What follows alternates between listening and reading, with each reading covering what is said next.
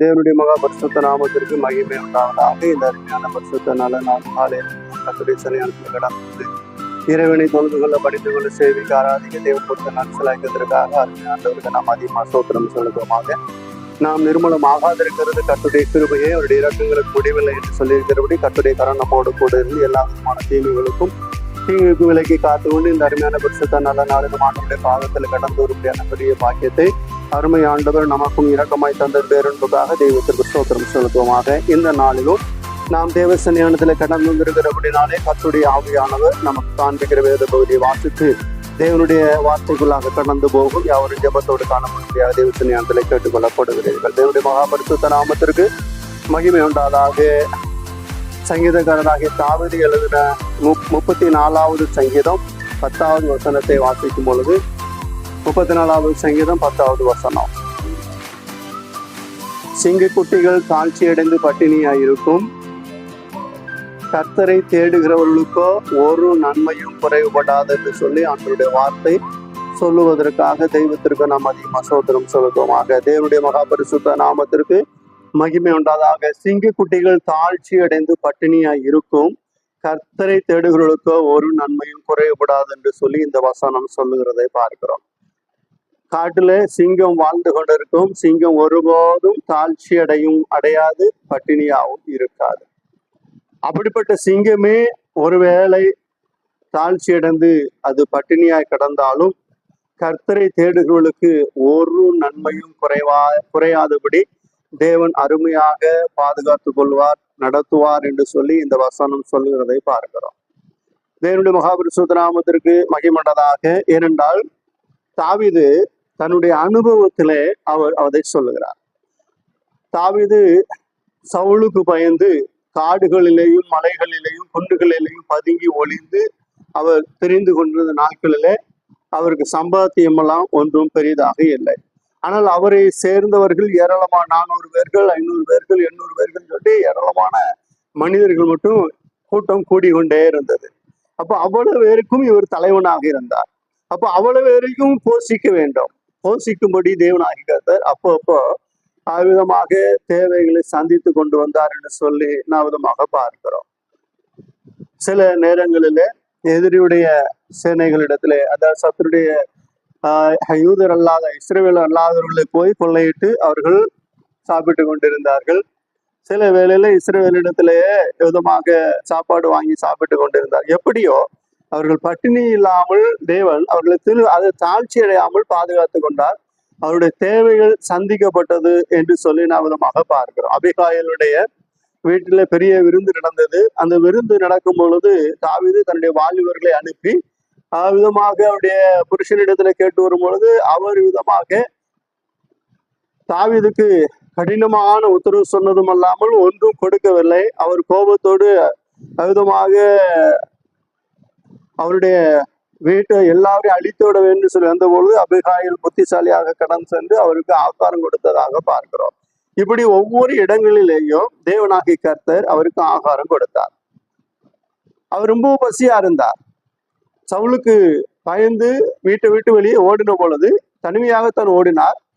ஓடின பொழுது விதமாக அபிமெலேக்கு என்கிற ஆசாரியனிடத்திலே போனார். அங்கே அபிமெலேக்கு ஆசாரியனிடத்தை பார்த்து கேட்டார், இப்பொழுது உன்னிடத்துல ஏதாவது இருக்குதா என்று சொல்லி கேட்டார். ஒன்றும் இல்லை. அப்பொழுது விதமா அப்பம் சுட்டு வைக்கிறது பழசானால் எடுக்க வேண்டியதா இருக்குதானே, அந்த பாலை அப்பத்தை கொடு என்று சொல்லி கர்த்தருடைய சன்னிதானத்துல வைத்திருந்த அப்பத்தை வாங்கி சாப்பிட்டு விட்டு அவர் கடந்து போனார் என்று சொல்லி நாம் விதமாக பார்க்கிறோம்.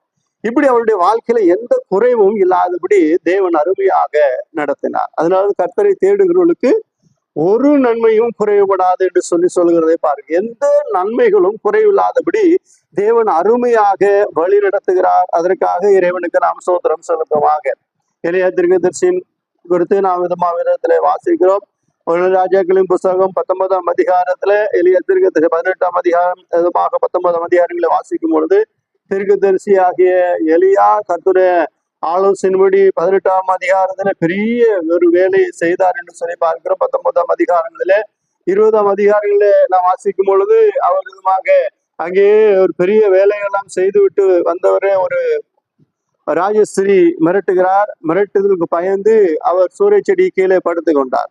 அவர் சொல்லுகிறார், ஆண்டவரே, என் பிதாக்களை பாருங்கள், நல்லவன் அல்ல, என் ஜீவனை எடுத்துக்கொள்ளும், நான் இருந்தது போதும் என்று சொல்கிறார். கர்த்தர் அவரை தட்டி எழுப்பி ஆகாரம் கொடுக்கிறார். மறுபடியும் சாப்பிட்டு புசித்து அதுமாக தூங்கி விடார். மறுபடியும் கர்த்தர் அதே மாதிரி சாப்பாடு கொடுக்கும் பொழுது எழுந்து அதனுடைய பலத்தினால் இரவும் பகலும் தண்ணீர் குடியாமல் அப்பமும் செய்யாமல் இரவும் பகலும் 40 நாள் நடந்து ஒரு மலைக்கு கடந்து போனார் என்று சொல்லி விதமாக பார்க்கிறோம். அங்கேயே போன பொழுது கர்த்தர் அவரை விடவில்லை, விதமாக அவரை பாதுகாத்து கொண்டார், ஆசீர்வதித்தார் என்று சொல்லி நாம் விதமாக பார்க்கிறோம். தேவனுடைய மகாபரிசுத்த நாமத்திற்கு மகிமை உண்டாதாக. இந்த லாஸ்ட்ல இருந்து மேல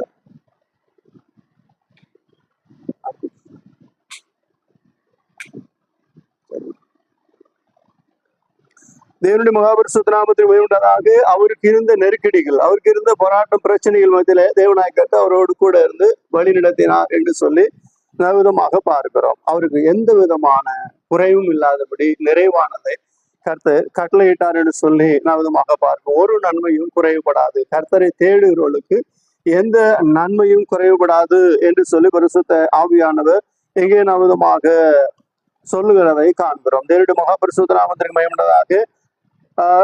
யாத்திராகமத்தின் புஸ்தகத்திலே வாசிக்கும் பொழுது மோசே இஸ்ரவேல் ஜனங்களை வழிநடத்தி கொண்டு வருகிறார். அப்படி வழிநடத்தி கொண்டு வரும் பொழுது அவருக்கு விதமாக முன்னாடி சிவந்த சமுத்திரம், பின்னாடி இராணுவம் துரைத்து கொண்டு வருகிறது. என்ன செய்யறதுன்னு தெரியவில்லை. யாத்திராகம் 14ஆம் அதிகாரத்துல இந்த சம்பவத்தை வாசிக்கிறோம். என்ன செய்யறதுன்னு தெரியவில்லை. விதமாக மிகுந்த நெருக்கம், ஜனங்களால் முறுமுறுத்து கொண்டு இருக்கிறார்கள். ஆனால் இவர் கர்த்தரை நோக்கி ஜெபம் பண்ணுகிறார், கர்த்தரை நோக்கி மன்றாடுகிறார். ஆண்டவரே என்று சொல்லி ஜெபித்த பொழுது கர்த்தர் விதமாக என்ன செய்தார் என்றால் ஒரு மேக தூணை விதமாக அந்த இராணுவத்துக்கும் பார்வோனுடைய சேனைக்கும் விதமாக இஸ்ரவேல் ஜனங்களுக்கும் நடுவாக ஒரு மேக தூண் எழும்பினது என்று சொல்லி நாம் விதமாக பார்க்கிறோம். தேவனுடைய மகாபரிசுத்த நாமத்திற்கு மகிமை உண்டதாக. தேவனாகிய கர்த்தர் மேக தூணை உருவாக்கின பொழுது அங்கே இஸ்ரவேலர்களுக்கு அது வெளிச்சமும் விதமாக எகிப்தியருக்கு அது மிகுந்த காரியங்களும் அந்தகாரமா இருந்தது. அதுல அவர்களை தேவன் காத்து கொண்டார். அது மாத்திரமல்ல, தேவனாகிய அவர்களுக்காக இஸ்ரவேல் ஜனங்களுக்காக யுத்தம் பண்ணினார். 14ஆம் அதிகாரம் 14ஆவது வசனத்தை வாசிங்க. கர்த்தர் உங்களுக்காக யுத்தம் பண்ணுவார், நீங்கள் சும்மா இருப்பீர்களாக என்று சொல்லுகிறதை பார்க்கிறோம். கர்த்தர் உங்களுக்காக யுத்தம் பண்ணுவார், நீங்கள் சும்மா இருப்பீர்களாக என்று சொல்லி பரிசுத்த ஆவியானவர் இங்கே சொல்லுவதற்காக தேவனுக்கு சோத்திரம் சொல்லுவதுமாக. நீங்கள் முறுமுறுக்க வேண்டாம், நீங்கள் விதமாக கவலைப்பட வேண்டாம், கண்ணீர் சிந்த வேண்டாம், விதமாக ஐயோ என்ன செய்யுமோ என்ன எது நடக்குமோ என்று சொல்லி கவலைப்படாதீர்கள். கர்த்தரை தேடுகிறவர்களுக்கு எந்த நன்மையும் குறைவுபடாது. கர்த்தர் உங்களுக்காக யுத்தம் பண்ணுவார் என்று சொல்லி நீங்கள் சும்மா இருங்க என்று சொல்லிவிட்டு ஆண்டவர் யுத்தம் செய்ய ஆரம்பித்தார். விதமாக மோசையை பார்த்து சொன்னார், உன் கோலை சமுத்திரத்துக்கு நேராக நீட்டு என்று சொன்ன பொழுது அவர் சமுத்திரத்துக்கு நேராக நீட்டினார். அங்கே கீழ்காற்றை தேவனாகிய கர்த்தர் வரவிட்டார். கீழ்காற்றானது அந்த தண்ணீரை இரண்டாக பிரித்து விதமாக இரண்டாக பிரித்து எடுத்தது என்று சொல்லி பார்க்கிறோம். தேவனுடைய மகாபரிசுத்த நாமத்தில் பிரித்து எடுத்தது மாத்திரமல்ல, அந்த கீழ்காற்று தரையெல்லாம் உலர பண்ணிட்டு விதமாக பெரிய ஒரு பாதை உருவானது. பெரும் பாதை உருவானது. அந்த பாதை வழியாக இவர்கள் நடந்து அக்கறைக்கு கடந்து போனார்கள் என்று சொல்லி பார்க்கிறோம். அதாவது சினிமா 10 கமாண்ட்மெண்ட்ஸ் மோசையின் படம் ஒன்று எடுத்திருக்காங்க இல்லையா, அதுல காமிக்கிற மாதிரி இல்லை. அதுல ஒரு சின்ன பாதை தான் காமிப்பாங்க. அதுல வர்ற இராணுவம்லாம் சும்மா லைனா வர்ற மாதிரி காமிப்பாங்க. அப்படி இல்லை, பல 1 கிலோமீட்டர் 2 கிலோமீட்டர் தூரத்துக்கு அந்த இராணுவம் வந்து இவர்களை துரத்தி பிடிக்கிறதுக்கு வந்தது. ஆனால் அந்த தண்ணீரானது கிட்டத்தட்ட ஒரு 1/2 கிலோமீட்டருக்கு அதிகமாக பாதை விட்டு அது அந்த பக்கம் இந்த பக்கம் பாதை விட்டது என்று சொல்லி விதமாக பார்க்கிறோம். அவ்வளவு பெரிய பாதை வழியாகத்தான் லட்சக்கணக்கான ஜனங்கள் கால்நடையாக அந்த பக்கம் போனார்கள். அந்த கீழ் காற்று உள்ளே வீசி அந்த கடலை இரண்டாக பிரித்து அந்த காற்றானது ஒரு சொட்டு தண்ணி உள்ளே வராதபடி அது மதில் போல அது நின்று மறைத்து கொண்டது. காற்று போனபடினாலே தரையெல்லாம் வளர்ந்தது. இவர்கள் நன்றாக அருமையாக கடந்து இவர்கள் வண்டியில் பொருட்கள் இவர்களை எல்லா காரியங்களையும் எடுத்துக்கொண்டு அக்கறைக்கு போய்விட்டார்கள்.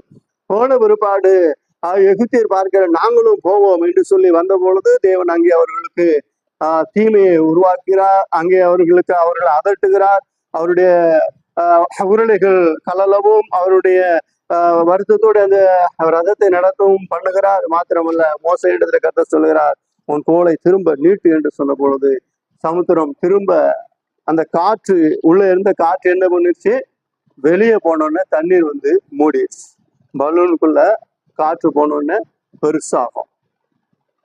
காற்று வெளியே ஆயிடுச்சுன்னா பலூன் புஷ்குன்னு போயிருக்கு போல இந்த காற்று தண்ணீர் விரித்து இதுமாக வைத்த பொழுது அந்த காற்று உள்ள இருக்கிற வரைக்கும் என்ன செஞ்சு, தண்ணி பெரும் பாதை இருந்தது. அந்த பாதை வழியாக இஸ்ரவேல் ஜனங்கள் நடந்து வந்து விட்டார்கள். எகிப்தியர் நாங்களும் போவோம் என்று சொல்லி வந்த பொழுது தேவனாகிய கர்த்தர் அந்த காற்றை எடுத்து விட்டார். திரும்ப அவர்கள் தண்ணீரில் மூழ்கி போனார் என்று சொல்லி பார்க்க. ஆனா இஸ்ரவேல் ஜனங்களுக்கு எந்த விதமான பாதிப்பும் எந்த விதமான சேதமும் அவர்களுக்கு ஏற்படவில்லை. அவர்கள் அருமையாக வெளியே வந்தார் என்று சொல்லி பார்க்கிறோம். அதற்கு பிற்பாடு அவர்கள் கால்நடையாக அந்த வனாந்தரத்துல யாத்திராங்க புஸ்தகம், லேவியராகவும் என்னாகவும் நான் தொடர்ந்து நான் வாசிக்கும் பொழுது அங்கே பிரமாணங்களும் கட்டளையும் அவர் கொடுத்து கொண்டிருந்தாலும் அந்த வனாந்திரத்திலே தேவனாகிய கர்த்தர் அற்புதங்களை செய்கிறார். அந்த வனாந்திரத்திலே தேவனாகிய கர்த்தர் அவர்களுக்கு அதிசயங்களை செய்கிறத விதமாக பார்க்கிறோம். விதமாக ரொம்ப கஷ்டமா இருக்குது, ரொம்ப சிரமமா இருக்குது. ஆவிக்குரிய ஜீவிதத்துல ரொம்ப நாம் ஜெபம் பண்ணுனா பயங்கர போராட்டமா இருக்குது, எப்படி விடுதலை ஆகுறது, என்ன பண்றது, ஏது பண்றது அப்படின்னு சொல்லி சிலர் புலம்பலாம். நமக்கு ஒரு வறட்சியான ஒரு காலங்கள், ஆவிக்குரிய ஜீவிதத்துல வறட்சியோ இல்லை என்றால் பொருளாதாரத்துல வறட்சியோ உருவாகுது என்றால் அந்த இடத்துல நாம் அதிகமாக ஆண்டவரை தேடும் பொழுது ஆண்டவர் என்ன செய்வார், நமக்கு அற்புதங்களை செய்வார். வனாந்திரத்திலே தான் அற்புதம் நடந்தது. வனாந்திரத்தில தான் வான மன்னா 40 வருஷம் எங்க பொழிஞ்சது, இஸ்ரேல் ஜனங்கள் இஸ்ரேல் நாட்டுக்குள்ள வந்த பிற்பாடு தான் பொழிஞ்சிச்சு. அப்படிதானே? ஆமாவா, இஸ்ரேல் நாட்டுக்கு வந்த பிற்பாடு என்ன செய்யல, மண்ணா பொழியல, நின்றுச்சு. ஆனால் வனாந்திரத்தில் அவர் நடந்து கொண்டு வரும் பொழுது வானம் மண்ணா 40 வருஷம் அவர்களுக்கு பொழிந்தது. 40 வருஷம் வானத்தின் மன்னாவை அவர்கள் ஆகாரமாக புசித்தார்கள். லட்சக்கணக்கான கிட்டத்தட்ட 25 லட்சத்துக்கு அதிகமான ஜனங்கள் வந்து கொண்டிருக்கிறார்கள். அங்கே ஏலிம் இடத்துல வரும்பொழுது 70 பேரிச்ச மரங்களும் 12 நீரூற்றுகள் இருக்கிறது. அந்த பேரிச்ச மரங்களும் நீரூற்றுகளும் அத்தனை பேரையும் போஷித்தது. எவ்வளவு அருமையாக கர்த்தர் போஷிக்கிறார். 70 பேரிச்ச மரத்தில் இருக்கிற பேரிச்ச பழங்கள் 25 லட்சத்துக்கு அதிகமான ஜனங்களுக்கு போதுமா? ஆனால் தேவன் அங்கே அற்புதம் நடப்பித்தார்.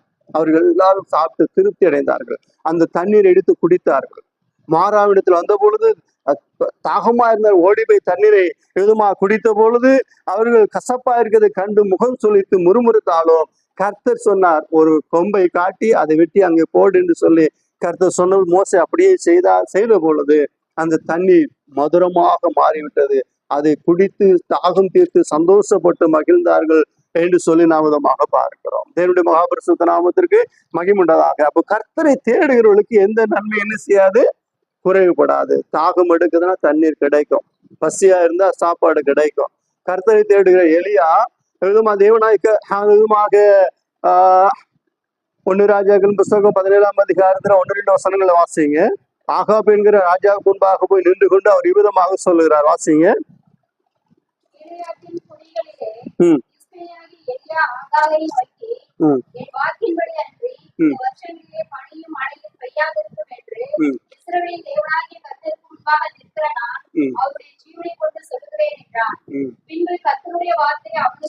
அவ்விதமாக வைராக்கியமா ஆகாபுக்கு முன்பாக சொல்ல வார்த்தையின்படி அன்றி பனியும் மழையும் என்ன செய்யாது, பெய்யாது. எவ்வளவு நாட்கள்? 3 வருஷமோ 6 மாதமோ மழை பெய்யவில்லை, பனி பெய்யவில்லை. எந்த விதமான இதில் அனல் காற்று உஷ்ணங்கள் அதிகமா இருக்கிறது. விதமாக அவர்கள் அந்த 3 வருஷத்துல அவர்கள் பட்ட பாடு ரொம்ப அதிகம். ஆனாலும் தம்முடைய ஊழியக்காரனை தேவன் பாதுகாக்கிறதுக்காக தேவன் என்ன செய்யறார் என்றால், அடுத்த வசனத்தை வாசிங்க. பின்பு கர்த்தருடைய வார்த்தை அந்த தீர்க்கதரிசியா எலியாவுக்கு உண்டாகி, நீ இவ்விடத்தை விட்டு கீழ் திசைக்கு நோக்கி போய் யோர்தானுக்கு நேரே இருக்கிற கேரித் ஆற்றண்டையில் போய் ஒளிந்து கொண்டிரு, அங்கே நான் உனக்கு போஷிக்கும்படி யாருக்கு கட்டளையிடுவேன்? காகங்களுக்கு கட்டளையிடுவேன் என்று சொல்லி சொன்னார். காக்கா பார்க்கறதுக்கு ரொம்ப அழகா இருக்கும்ல?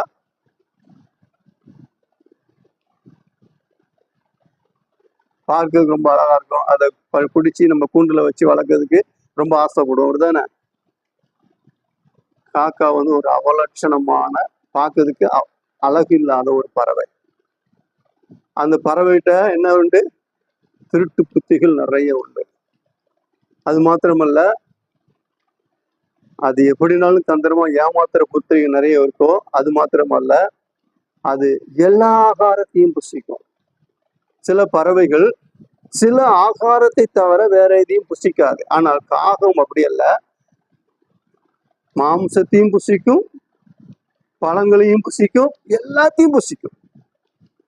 அப்படிப்பட்ட காகத்தை கொண்டு கர்த்தருடைய தீர்க்கதரிசியை கர்த்தர் போஷிக்கிறார். அந்த காகத்தை கொண்டு கர்த்தருடைய தீர்க்கதரிசியை காகங்களுக்கு கட்டளையிடுவேன், அவைகள் உனக்கு அப்பமும் இறைச்சியும் கொண்டு வரும் என்று சொல்லி கர்த்தர் சொன்னார். அப்படியே அவர் அந்த ஆற்றண்டை போய் ஒளிந்து கொண்டிருந்தார். அற்புதமாக அந்த ஆற்றுல தோண்டின போது தண்ணீர் எடுத்து அவர் குடித்து கொண்டிருந்தார். காலையிலையும் சாயந்தரமும் அப்பமும் இறைச்சியும் காகங்கள் கொண்டு வந்து கொடுத்தது. தேசமே பஞ்சமா இருக்கிறது. அப்பம் எங்க கிடைக்கும்? இறைச்சி எங்க கிடைச்சிருக்கும்? தேசம் பஞ்சம். தீர்க்கதரிசி பஞ்சத்தினால் செத்துறக்கூடாதுன்னு தான் கர்த்தர் என்ன சொல்றாரு? ஆற்றண்டில போய் தண்ணியை குடிச்சிருக்க சொல்றாரு. குதிரைக்கு கூட புல்லு கிடைக்கல அப்படின்னு சொல்லி ராஜா குதிரையில ஏறி தேர்ந்ததாக நான் வாசிக்கிறோம். இப்போ இந்த அப்பமும் இறைச்சியும் எங்க கிடைச்சிருக்கோம்? காகங்கள் கொண்டு வந்து கொடுத்தது. எங்க கிடைச்சிருக்கோம் தெரியுமா? ஐடியா இல்ல. எங்க கிடைச்சிருக்கோம்? சாதாரண வீட்டுல கிடைக்குமா இறைச்சி? சாப்பாட்டுக்கே வழி இல்லாத நாட்டுல பஞ்சமா தலைவிரிச்சு ஆடிக்கிட்டு இருக்கு. அங்க எப்படி சாதாரண வீட்டுல அப்பம் கிடைக்கும்? அப்பமும் இறைச்சி எங்க கிடைக்கும்? ராஜா அரண்மனையில தான் கிடைக்கும். அங்க போய் காகம் என்ன பண்ணிச்சு? காகத்துக்கு கர்த்தர் கட்டளையிட்டார். அங்க போய் காகம் கொண்டு வந்து தீர்க்கதரிசி கொடுத்தது. அப்போ கர்த்தரை தேடுகிறவர்களுக்கு ஒரு நன்மையும் குறையப்படாது. காகத்துக்கு கர்த்தர் கட்டளையிட்டார். அது எங்க இருந்தோ கொண்டு வந்துச்சு. அது கட்டளையிட்ட கர்த்தருக்கும் தெரியும், காகத்துக்கும் தெரியும். தீர்க்கதரிசி எலியாவுக்கு தெரியுமா? தெரியாது. வந்துச்சு, சாப்பிட்டாரு. காலையில வருது, சாயந்தரம் வருது, சாப்பிட்டாரு, தண்ணியை குடிச்சார். இப்போ தண்ணி வத்தி போச்சு. கொஞ்ச நாள் கழிச்சு அந்த கேரி ஆற்றல் என்ன ஆயிடுச்சு? தண்ணீர் வற்றி போயிடுச்சு. தாகத்துக்கு ஒரு சொட்டு தண்ணி கூட கிடைக்கல. சரி, ஆண்டவரே தண்ணி இல்லைன்னு சொல்லி தீர்க்கதரிசி மண்டாடி ஜெபம் பண்ணார். அப்படித்தானே? அப்படித்தானே வருது? அப்படித்தானே இருக்கு. என்ன சொன்னார்? தீர்க்கதரிசி ஜெபம் பண்ணவே இல்லை. எதுக்கு? தண்ணி இல்லை, ஆகாரம் இல்லை அப்படின்னு பத்தி அவர் கவலையே படலை. போச்சொன்னார், வந்திருக்கிறோம், அடுத்த கர்த்தர் நடத்துவார். கர்த்தர் விருப்பத்தை தண்ணி ஒப்பு கொடுத்துக்கிட்டு அவர் பாட்டில் இருந்தார். ஜெபம் அவர் எப்பவும் போல ஆண்டவரோட இறைப்பட்டுக்கிட்டே இருந்தார். கர்த்தர் சொன்னார், நீ சாரிபாத்து ஊருக்கு போ, அங்கே ஒரு விதவையை கொண்டு உடனே போச்சுட்டேன். சரி, சாரிபாத்து ஊருக்கு போனா என்ன நினைச்சிருக்கலாம்? சாரிபாத்து ஊருக்கு போனா சரி, அங்கே ஒரு வேலை வசதியான ஆட்களா இருக்கலாம். இந்த பஞ்ச காலத்துல நல்ல வசதியான வீட்டுக்கு தான் அனுப்புவார் போல தெரியுது. அங்க போனா நம்ம ஏதாவது தங்குறதுக்கு நல்ல ஒரு வீடு, படுக்கிறதுக்கு ஒரு கட்டிலு, ஏதாவது ஜம்முன்னு இருக்கலாம் நினைச்சு போயிருக்கலாம். ஆனா அங்க போனப்போ என்ன தெரிஞ்சு தெரியுமா? அந்த சாரிபாத் ஊரு எல்லையில, அது இஸ்ரேலுக்கு பக்கத்து நாடு. அந்த நாட்டினுடைய எல்லையில சீதோன் நாட்டினுடைய ஊர் தான் சாரிபாத், அதனுடைய எல்லை. அதன் எல்லையில ஒரு விதவை விரவு பொறி கொண்டு இருக்கிறார். அப்போ என்ன செய்யறாங்கன்னா, அந்த நாட்டுல ராஜாக்கள் என்ன பண்ணுவாங்கன்னா, எல்லை ஓரமாக இந்த விதவைகள், ஏழைகள், திக்கற்றோர்கள், ஒண்ணுமில்லாதவங்க எல்லாம் அங்க கூடி வச்சிருப்பாங்க. ஏன்னா வசதியானவங்களை வச்சிருந்தா என்னச்சுவாங்க, பக்கத்து நாட்டுல இருந்து ஈஸியா வந்து கொள்ளையடிச்சுட்டு போயிடுவாங்க. அவங்களுக்கு பொருள் கிடைக்கும். இந்த இல்லாதவங்களை வச்சிருந்தா என்னச்சுவாங்க, ஆட்களை மட்டும் தான் பிடிச்சிட்டு போவாங்க, அங்க ஒண்ணும் கிடைக்காது. அதனால அந்த மாதிரி ஆட்களை கூட்டிச்சு இந்த தேசத்துக்கு, இடத்துக்கு கர்த்தர் போக சொல்றாரு. இவர் அங்க போறாரு. அந்த விதவை, அந்த அம்மா விறகு பொறுக்கிட்டு இருக்குது. இவர் கூப்பிடுறாரு. கூப்பிட்ட உடனே அந்த அம்மா பொறுக்கிட்டு இருந்த விறவை பார்த்துட்டு ஏதோ தேவ மனுஷன் போல அப்படின்னு சொல்லி, ஆனா பாருங்க, அவர் அந்த அம்மா சீதோனிய பெண்ணு, இவர் இஸ்ரவேலன். இவருக்கு எபிரேய பாஷை தெரியும், அந்த அம்மாவுக்கு சீதோனிய பாஷை தெரியும். இப்ப நம்ம கேரளாவுக்குள்ள போறோம், நமக்கு தமிழ் தெரியும், அங்க இருக்கிறவங்க மலையாளம் தெரியும். ஆனா எப்படியோ சமாளிச்சு பேசிட்டு வந்துடுறோம் தானே, ஏதாவது ஒரு வார்த்தைகளை சொல்லி பேசிட்டு வந்துடுறோம் தானே. அதே மாதிரி அவர் அங்க போய் சைகையிலேயே சில காரியங்களை பேசி தண்ணீர் கேட்கிறார். சரி, தண்ணீர் கேட்கிறாரே என்று சொல்லி அந்தம்மா தண்ணீர் எடுப்பதற்காக போகும் பொழுது இவர் திரும்ப கூப்பிட்டு சைகையிலே சொல்லுகிறார், எனக்கு கொஞ்சம் அப்பம், ஒரு சின்ன அப்பம் போட்டு கொண்டு வாம்மா உன் கையில என்று சொன்ன பொழுது அந்த அம்மா சொல்றாங்க, கொஞ்சோண்டு மாவுதாயா இருக்குது, அது அப்பமாக சுட்டு விட்டு நானும் என் மகனும் சாப்பிட்டு செத்து, அது பிறகு ஒண்ணுமே இல்லை, அவ்வளவுதான், செத்துருவோம். அந்த சூழ்நிலை நாங்க இருக்கிறோம். இப்படிப்பட்ட ஒரு இடத்துக்கு கர்த்தர் அனுப்புகிறார். ஒரு நன்மையும், கர்த்தரை தேடுவர்களுக்கு ஒரு நன்மையும் குறைபடாது அப்படின்னு சொல்லி நாம் பார்த்தோமானா, நீங்க தீர்க்கதரிசி எப்படிப்பட்ட இடத்துக்கு அனுப்புறாரு? அடுத்த நேரம் சாப்பாட்டுக்கே வழி இல்லாத ஒரு இடத்துக்கு தீர்க்கதரிசி அனுப்புறார். ஆனால் இந்த தேவ மனுஷன் ஆண்டோடைய வார்த்தை கேட்டு ஆண்டோர் கீழ்ப்படிந்து அங்கே கடந்து போனபடினாலே தேவனாகி கர்த்தர் சொன்னார், விதமாக அந்த வீட்டில் உள்ள செலவழிந்து போவதும் இல்லை, எண்ணெய் குறைந்து போவதும் இல்லை என்று சொல்லி கர்த்தர் சொன்னார். அப்படியே அந்த பானையை திறந்து பார்த்தபோது நிறைந்து இருந்தது. அவளும் அவள் வீட்டாரும் இவனும் தீர்க்கதரிசியும் அவர்களை சுற்றி இருந்தவர்களும் பஞ்சம் தீர் வரைக்கும் சாப்பிட்டார்கள் என்று சொல்லி கர்த்தருடைய வார்த்தை சொல்வதற்காக தேவனுக்கு அதிகமாக ஸ்தோத்திரம் சொல்வதுமாக. பிரியமான தேவனுடைய பிள்ளைகளே, ஆவிதமா அப்படிப்பட்ட காலங்களில் கர்த்தர் நன்மை செய்கிறவராக இருக்கிறார். அவர் நல்லவரும் நன்மை செய்கிறவருமா எங்கும் சுற்றி திரிந்தார் என்று சொல்லி நாம் விதமாக பார்க்கிறோம். அவர் எல்லா இடங்களும் சுற்றி திரிந்து நல்லவராக இருந்தார். விதமாக ஒரு பெரும்பாடு உள்ள ஸ்ரீ மிகுந்த கஷ்டத்தோடு வேதனையோடு தன்னுடைய ஆசையெல்லாம் வைத்தியர்கள் செலவழித்து விட்டு என்ன செய்வதென்று தெரியாமல் மிகுந்த வருத்தத்தோடு மிகுந்த வேதனையோடு அவர் இருந்த பொழுது அந்த வழியாக இயேசு வருகிறார் என்று கேள்விப்பட்டு, இயேசு அநேக அற்புதங்களை செய்திருக்கிறார், இயேசு ஏராளமான நன்மைகளை செய்திருக்கிறார் என்று சொல்லி கேள்விப்பட்ட அந்த பெண்ணானவள் விதமாக தட்டு தடுமாறி மிகுந்த வேதனையோடு இருந்தாலும் அவ்விதமாக எப்படியாவது நான் இயேசுநாதருடைய வஸ்திரத்தை ஓரத்தை தொட்டா போது எனக்கு சுகமடைஞ்சிடும் என்று சொல்லி முழுமையாக ஆண்டவரை நம்பி அவர் கடந்து வருகிறார், விசுவாசிக்கிறார். அப்படி அந்த கூட்டத்துக்குள்ள முண்டி அடித்து உள்ளே போய் இயேசுநாதருடைய வஸ்திரத்தை தான் தொட்டார். தொட்ட உடனே அற்புதமான விடுதலை உண்டானது, உதிரப்போக்கு நின்றது, பலவீனம் மாறினது, புது பலன் உண்டானது, நல்ல புதிய தெம்போடு காணப்பட்டார். எந்த பலவீனமும் இல்லாத ஒரு இதுவரைக்கும் எந்த பலவீனமும் தாக்காதது போல ஒரு புது பலத்தால் இடைப்பட்ட பொழுது உணர்ந்த பொழுது இயேசு உடனே நின்று திரும்பி கேட்கிறார், என்னை தொட்டது யார்? பேதுரு சொல்லுற, ஐயே, ஏராளமான ஜனங்கள் உண்மை சூழ்ந்து சுத்தி வருகிறோமே, நெருக்கி கொண்டு வருகிறோமே, தொட்டது யாருன்னு கேட்கிறீர் ஐயா, என்னையாவது கூட்டு அப்படின்னு சொல்லி கேட்ட பொழுது, இல்லை இல்லை, என்னை தொட்டது ஒருவன் உண்டு, என்னிடத்திலிருந்து வல்லமை பெறப்பட்டது என்று சொன்ன பொழுது அந்த ஸ்திரீ தன்னை மறைக்காமல் வந்து அவருக்கு உண்டாக பணிந்து நடந்தது எல்லாவற்றையும் சொன்ன பொழுது, மகளே, உன் சுவாசம் உன்னை ரட்சித்து சமாதானத்தோடு போ என்று இயேசு அவளை அனுப்பி வைத்ததாக பார்க்கிறோம். பிரியமான தேவனுடைய கர்த்தரை தேடுகிறவர்களுக்கு இயேசுநாதரை தேடி வந்து அந்த அம்மா அந்த வஸ்திரத்தை தொட்ட பொழுது அந்த அம்மாவுக்கு இருந்த எல்லா பலவீனங்களையும் கர்த்தர் என்ன செய்தார்? மாற்றி போட்டார் என்று சொல்லி பார்க்கிறோம். அப்படி என்றால் நாம் ஒவ்வொரு காரியங்களிலையும் நாம் கர்த்தரை அதிகமாக நாம் தேடுவோமானால் எந்த விதத்திலையும் எந்த நன்மைகளும் நமக்கு குறையாது, நிறைவுண்டாயிருக்கும். நம்முடைய பலவீனங்களை கர்த்தர் மாற்றி புதிய பலத்தால் அவர் எடை கட்டுவார் என்று சொல்லி பரிசுத்த வேதாகமும் நமக்கு திருவுளம் பெற்றுவதற்காக தெய்வத்திற்கு நாம் அதிகமாக ஸ்தோத்திரம் செலுத்துவோமாக.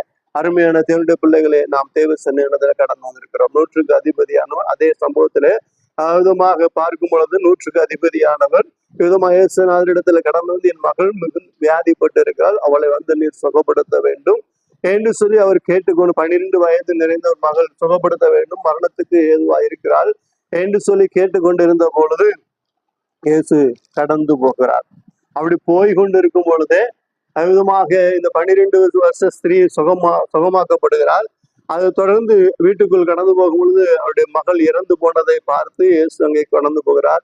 இறந்து போய்விட்டாலே என்று சொல்லி எல்லாரும் அழுது கொண்டிருக்கும் பொழுது இயேசு சொல்லுகிறார், விதமாக பயப்படாதீங்க, அழாதிருங்கள், அவள் மரிக்கவில்லை, நித்திரையா இருக்கிறார் என்று சொல்லி சொல்லுகிறார். எல்லாரும் அவரை பார்த்து சிரிக்கிறார்கள்.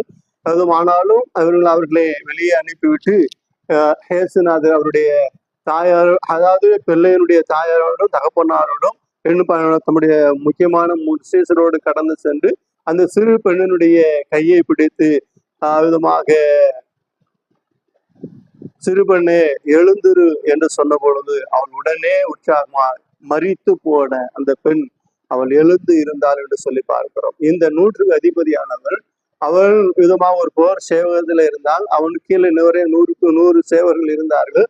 அவர் விதமா இருந்தாலும் விதமாக ஆண்டவரை தேடி அவன் கடந்து வந்தபடினாலே, இயேசுநாதரை தேடி அவன் கடந்து வந்தபடினாலே அவனுடைய மகள் அவனுக்கு உயிரோட திரும்ப கிடைத்தாள்.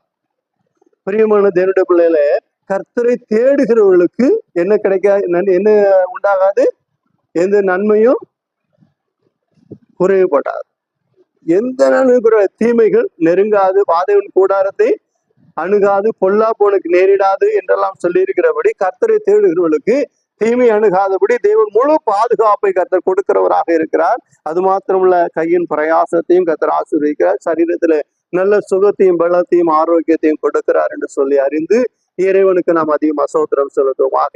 தேவனுடைய மகாபரிசுத்த நாமத்திற்கு ஒவ்வொரு காரியங்களிலேயும் நாம் கர்த்தரை அதிகமாக தேட வேண்டும்.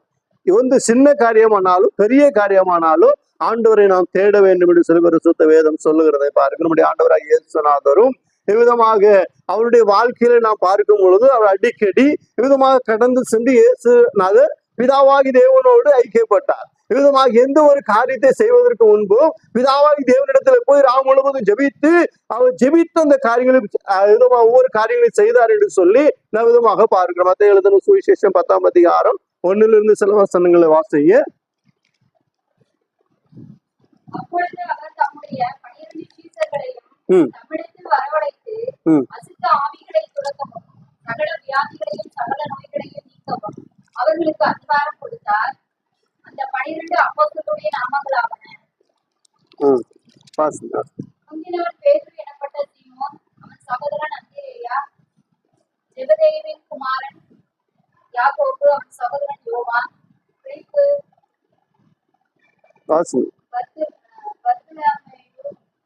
தோமா, ஆயக்காரனாகிய மத்தேயு, அல்பேயுவின் குமாரன் யாக்கோபு, ததேயு என்னும் மறுநாமமுள்ள லெபேயு, கானானியனாகிய சீமோன், அவரை காட்டிக் கொடுத்த யூதாஸ் ஆகியோர் 12 பேரை கர்த்தர் தெரிந்து கொண்டார் என்று சொல்லி நாம் இங்கே எழுதமாக வாசிக்கிறோம். 12 பேரை தெரிந்து கொள்வதற்கு முன்பாக அவர் என்ன செய்தார், பிதாவினிடத்துல போய் கடந்து ஜெபம் பண்ணினார் என்று சொல்லி பார்க்கிறோம். ஒவ்வொரு காரியத்தையும் பிதாவினிடத்திலே கலந்து பேசி அதற்கு பிற்பாடு என்ன செஞ்சாரா, அற்புதங்களை செய்தார். அதற்கு பிற்பாடு என்ன செய்தார், சீசர்களை தெரிந்து கொண்டார். இப்படி சொல்லி ஒவ்வொரு காரியங்களிலேயும் நாம் இவ்விதமாக வாசிக்கிறோம். தேவனுடைய மகாபரிசுத்த நாமத்திற்கு மகிமை உண்டாதாக. பிரியமான தேவனுடைய பிள்ளைகளே, நாம் தேவ சன்னிதானத்திலே கடந்து வந்திருக்கிறோம். 12 சீசர்களை தமக்காக தெரிந்து கொள்கிறார். அவர்கள் தமக்கு முன்பாக கடந்து தேவனுடைய ராஜ்யத்தை குறித்து அறிவிக்கிறதுக்காக விதமான காரியங்களை செய்ய வேண்டும் என்பதற்காக அவர்களை ஏற்படுத்துகிறார். அப்படி ஏற்படுத்தின பொழுது அவர் ஜெபித்து ஏற்படுத்தினார் என்று சொல்லி வேதம் சொல்கிறது. பிரியமான தேவனுடைய பிள்ளைகளை, நாம் தேவ சன்னிதானத்திலே கடந்து வந்திருக்கிறோம். எந்த ஒரு காரியமானாலும் தேவனுடைய சன்னிதானத்திலே போய் முதலாவது ஜெபிக்க வேண்டும், ஆண்டவரை தேட வேண்டும். ஆண்டவரை தேடும் பொழுது ஆவிதமாக தேவனாய் கட்ட காரியங்களை வாய்க்கை செய்வார், ஆசீர்வதிப்பார், மேன்மைப்படுத்துவார் என்று சொல்லி பரிசுத்த ஆவியானவர் இங்கு சொல்வதற்காக தெய்வத்திற்கு நாம் அதிகமாக ஸ்தோத்திரம் செலுத்துவோமாக. தேவனுடைய மகாபரிசுத்த நாமத்திற்கு மகிமையுண்டதாக. நாம் ஆண்டுடைய சன்னிதானத்திலே கடந்து வந்திருக்கிறோம் என்றால் வேதம் சொல்லுகிறது, நம்முடைய கர்த்தராகிய இயேசு இவ்விதமாக சொல்லுகிறார், ஆண்டவரை தேடும் பொழுது நமக்கு நன்மைகள் குறைவதில்லை, மேன்மைகள் உருவாகும். அது மாத்திரமல்ல, ஆண்டவருடைய அதிகமா நாம் தேடும் பொழுது அவர் மிகுந்த பாதுகாப்பு கொடுக்கிறார் என்று சொல்லி சொல்லுகிறதை பார்க்கிறோம். அதே 10ஆம் அதிகாரத்துல 27 இருந்து வாசிங்க, 28 இருந்து வாசிங்க. ஆத்துமாவை கொல்ல வல்லவராயிராமல் கொல்ல வல்லவராயிராமல் சரீரத்தை மாத்திரம் கொல்லுகிறவர்களுக்கு நீங்கள் பயப்பட வேண்டாம். ம் ஆத்துமாவையும் சரீரத்தையும் நரகத்திலே அழிக்க வல்லவருக்கே பயப்படுங்கள். அதாவது உலகத்திலே நாம் அநேக காரியங்களுக்கு பயந்து நடுங்குகிற ஒரு தன்மை உருவாக்குறது. எதுக்கெடுத்தாலும் யாரு பயப்படுத்தாலும் அதற்காக பயப்படாமல் கர்த்தருக்கு நீங்கள் பயப்படுங்கள் என்று சொல்லி ஆண்டவர் சொல்லுகிறார். ஆத்துமாவை கொல்ல வல்லவர்களாக இராமல் சரீரத்தை மாத்திரம் கொல்ல வல்லவர்களுக்கு நீங்க என்ன செய்ய வேண்டாம், பயப்பட வேண்டாம். ஆத்துமாவின் சரீரத்தையும் நரகத்திலே தள்ள வல்லவருக்கே நீங்கள் பயப்படுங்கள் என்று சொல்லிவிட்டு அவர் சொல்லுகிறார். வாசிங்க.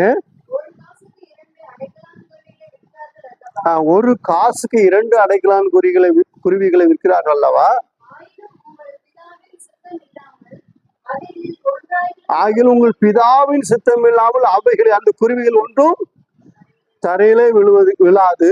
உங்கள் தலையிலுள்ள மயிரெல்லாம் எண்ணப்பட்டு அப்படியே உங்கள் தலையில் உள்ள மயிரெல்லாம் எண்ணப்பட்டு இருக்கிறது. ஆதலால் பயப்படாதீர்கள். ஆதலால் பயப்படாதீர்கள். அநேக அடைக்கலான் குருவிகளை பார்க்கிலும் நீங்கள் விசேஷித்தவர்கள் என்று சொல்லி சொல்கிறார். தேவனுடைய மகாபரிசுத்த நாமத்திற்கு மகிமை உண்டதாக. அநேக அடைக்கலான் குருவிகளை பார்க்க நீங்கள் விசேஷித்திருக்கிறீர்கள். அதனால் நீங்கள் பயப்படாதீர்கள், அவர் உங்களுக்கு நன்மையானதை செய்வார் என்று சொல்லி சொல்லப்படுகிறதை நாம் பார்க்கிறோம். தேவனுடைய மகாபரிசுத்த நாமத்திற்கு மகிமை உண்டதாக. மத்திய 6ஆம் அதிகாரத்திலே வாசிக்கும் பொழுது பொதுவாக காட்டு புஷ்பங்களை கவனித்து பாருங்கள், ஆகாயத்து பறவைகளை கவனித்து பாருங்கள், அவைகளை பார்க்கல நீங்கள் விசேஷத்தர்களாக இருக்கிறீர்கள். அதனால் நீங்கள் செய்ய வேண்டியது என்ன என்றால், முதலாவது தேவனுடைய ராஜ்யத்தையும் அவருடைய நீதியையும் தேடுங்கள். அப்பொழுது இவைகள்லாம் உங்களுக்கு தேவையான எல்லாம் கூட விடுக்கும். அப்போ நாம் ஆண்டவருடைய விருப்பத்தை நிறைவேற்ற வேண்டும், ஆண்டவருடைய சித்தத்தை செய்ய வேண்டும், ஆண்டவரை தேட வேண்டும். கர்த்தரை தேடுகிறவர்களுக்கு எந்த நன்மையும் குறைபடாது என்று சொல்லி பரிசுத்த ஆவியானவர் சொல்லுவதற்காக தேவனுக்கு நாம் அதிகமாக ஸ்தோத்திரம் செலுத்துவோமாக. தேவனுடைய மகாபரிசுத்த நாமத்திற்கு மகிமை உண்டதாக. தேவனை தேடுவார்களானால் அவர்களுக்கு மிகுந்த ஆசீர்வாதம் நன்மைகள் உருவாகும் என்று சொல்லி பார்க்கிறோம். கர்த்தரை தேடுகிறவர்களுக்கு நன்மைகள் உருவாகும். ஜெபம் நேரம் வந்துருச்சுன்னா ஜெபம் பண்ணணும், வேதம் வாசிக்கணும்னு ஆவியானவர் சொல்லுகிறார் என்றால் வேதம் வாசிக்கணும். விதமாக ஆண்டவரை அந்தந்த சமயத்துல தேடணும். அப்பொழுது பின்னாடி பார்த்துக்கலாம். ஆண்டவர் சொல்லுகிறார், மகனை எழுந்துரு, மகளே எழுந்துரு, இப்பொழுது ஜெபம் பண்ணு என்று கர்த்தர் சொல்லுகிறார் என்றால் ரொம்ப டயர்டா இருக்கு ஐயா, இப்பதான் படுத்தேன், 4 நாள் ஆச்சு தூங்கி, ரொம்ப சங்கடமா இருக்குது, ப்ளீஸ் ஆண்டவரே ஒரு 1/2 hour படுத்துக்கிறேன்னு. பிள்ளைகள் அம்மாட்ட சொல்லுவாங்க, அப்பாட்ட சொல்லுவாங்க இல்லையா, 5 நிமிஷம் படுத்து அப்புறம் எந்திரிச்சிடுறேன். அந்த 5 நிமிஷம் எவ்வளவு நேரம் ஆகும்? 5 நிமிஷம் 1/2 மணி நேரம் ஆகும். 1/2 மணி நேரம் கழிச்சு இன்னொரு 5 நிமிஷம் போமா வந்துடுறேன், அப்புறம் ஒரு 1/2 மணி நேரம். இப்படி 1/2 மணி நேரம் ஆயிடுச்சு. என்ன ஆயிடுச்சிடும், மணிக்கணக்கில் போயிடும். இப்படித்தான் நம்ம என்ன செய்யறோம்னா, ஆண்டவர் சொல்ற மகனை எழுந்திருப்ப ஜெபம் பண்ணு, போருங்க ஆண்டவர் ரொம்ப டயர்டா இருக்கு, உடம்புலாம் அப்படியே. ஏப்பா நீதான் ஒரு வேலை, ஆண்டவர் கேட்க, நீதான் ஒரு வேலையும் செய்யலையே, நீ ஏன்ப்பா டயர்டா இருக்குன்னு. என்ன ஆண்டவர் உங்களுக்கு தெரியாதா, வேலை செய்யறவங்கள விட வேலை செய்யாம இருக்கவங்களுக்கு தான் டயர்ட் அதிகமா இருக்கும். நம்ம பேசுற டைலாக் தான் என்ன, வேலை செய்யறவங்களோட வேலை செய்யாம இருக்கிறவங்களும் ரொம்ப டயர்டா இருக்கும். அதனால நாங்க ரொம்ப டயர்டா இருக்கிறோம் ஆண்டவரை. அப்போ என்ன செய்யறது இல்லை, இது நிமித்தம் ரொம்ப தூங்கி விழுந்து சோம்பல்தனமா இருக்கிறதுனால ஆவிக்குரிய ஜீவித்துல ஒழுங்கா விழித்திருந்து ஜெபம் பண்ணுங்கள் என்று சொல்லி ஆண்டவர் சொல்லுகிறார். அந்த ஆவிக்குரிய விழிப்பு இல்லாதபடினாலே அநேக ஆசீர்வாதங்களை நாம் இழந்து கொண்டு இருக்கிறோம், அநேக நன்மைகளை நாம் இழந்து கொண்டு இருக்கிறோம். தேவன் பரலோகத்திலிருந்து அநேக நன்மைகளை நம்ம ஆவிக்குரிய வரங்களை கொடுப்பதற்கு ஆண்டவர் ஆயத்தமாக இருக்கிறார். நாம என்ன செய்யறோம், தூங்கி கொண்டு இருப்பதனாலே அவை இழந்து கொண்டே போகிறோம். தேவனுடைய மகாபரிசுத்த நாமத்துக்கு மகிமையாக. திபெத்து நாட்டுல நடந்த ஒரு சம்பவம்.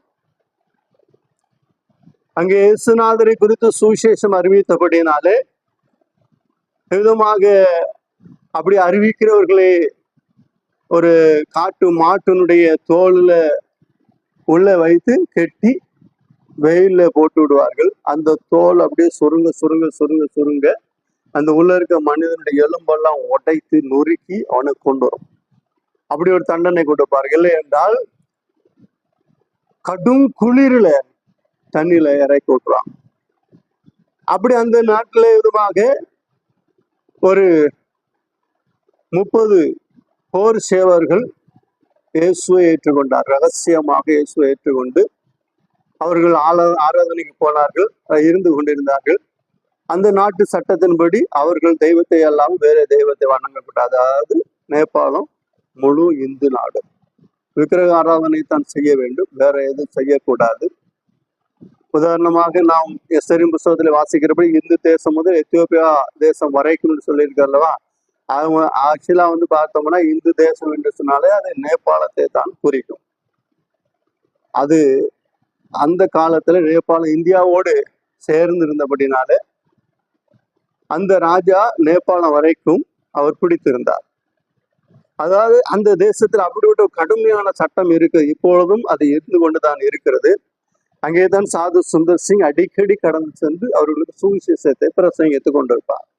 அப்படி ஒரு 30 சேவர்கள் இயேசுவை ஏற்றுக்கொண்டார்கள். ஏற்றுக்கொண்டபடினாலே அது மேல் அதிகாரிகளுக்கு தெரிந்து தலைமை லாமாவுக்கு தெரிந்து போய்விட்டது.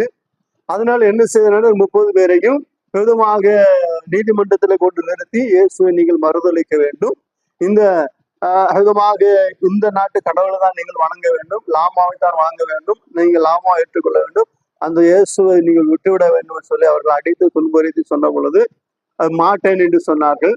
ஏதோ 30 பேரையும் என்ன சொன்னால் நீங்கள் ஏற்றுக்கொள்ளாவிட்டால் நீங்கள் கடுமையான தண்டனை அனுபவிக்கப்படும் என்று சொன்னார்கள். இல்லை, அனுபவித்தாலும் பரவாயில்ல, நாங்க பரலோகத்துக்கு போகணும், இயேசு எங்களுக்கு பரலோகம் வைத்திருக்கிறேன் என்று சொன்னார். சரி, எவ்வளவோ சொல்லி கேட்கல, சட்டங்கள் ஏற்றப்பட்டது, இவர்கள் நியாய தீர்ப்பு கொடுக்கப்பட்டது. 30 பேரையும் என்ன செய்தால் நியாய தீர்ப்பு கொடுத்து விட்டாங்க. கடும் குளிர்ல கொண்டு நிறுத்துங்க.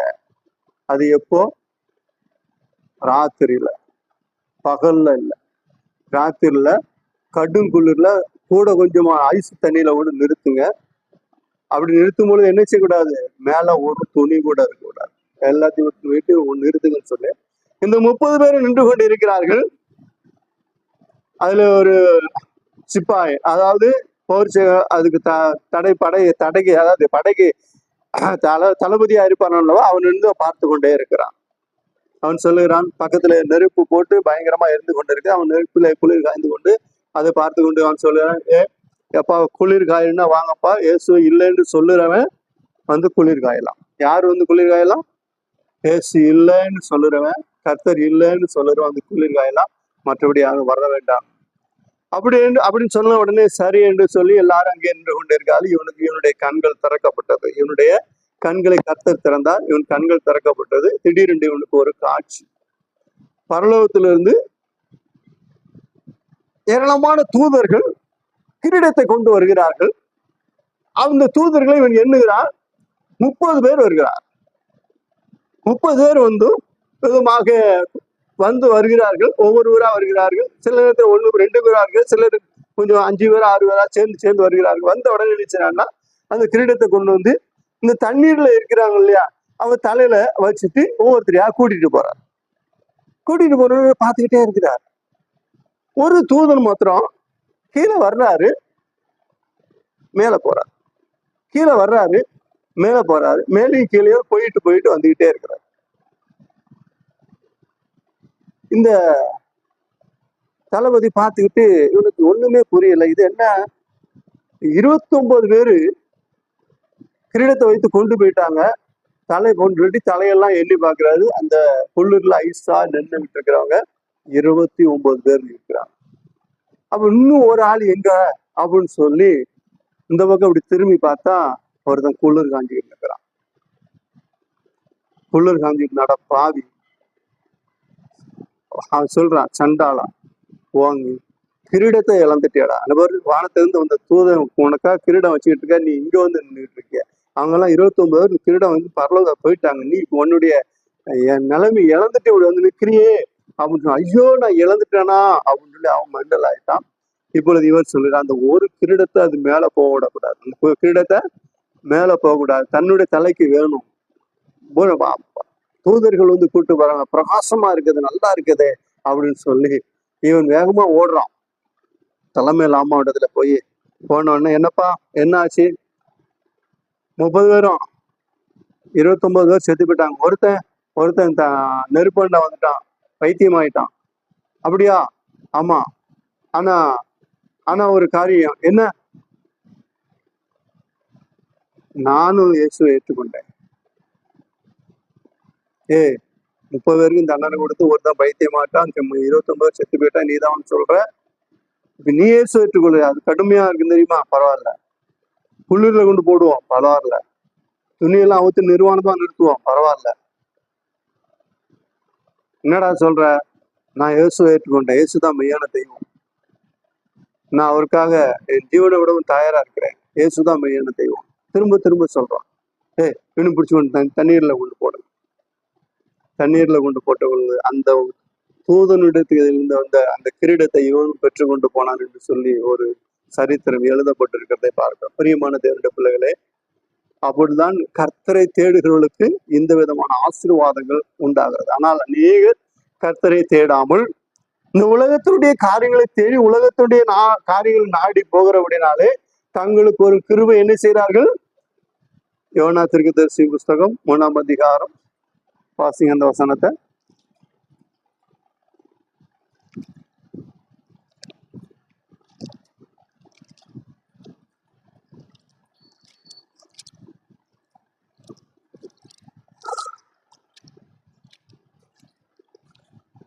ரெண்டாம் அதிகாரம் 8வது வசனம்.